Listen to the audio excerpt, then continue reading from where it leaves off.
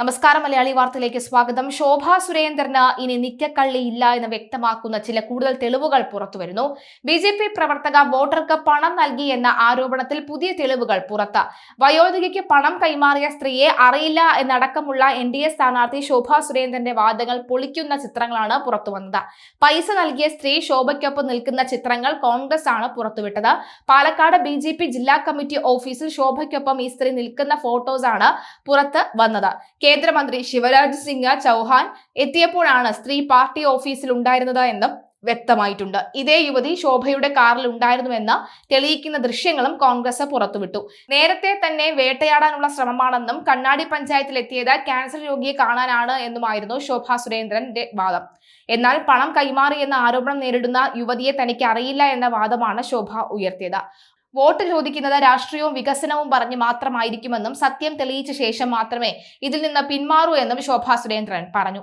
എന്നാൽ പുതിയ തെളിവുകൾ ശോഭയുടെ വാദങ്ങൾ പൊളിക്കുന്നതാണ്.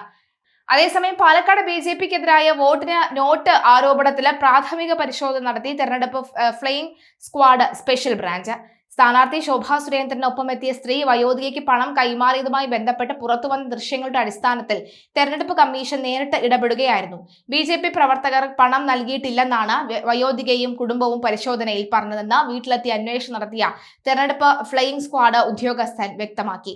പൈസയൊന്നും തന്നിട്ടില്ല എന്നും ദൃശ്യങ്ങളിൽ കാണുന്ന പണം അവരുടെ കയ്യിൽ ഉണ്ടായിരുന്നതാണെന്നും വീട്ടുകാർ വിവരിച്ചതായി ഉദ്യോഗസ്ഥർ വ്യക്തമാക്കി.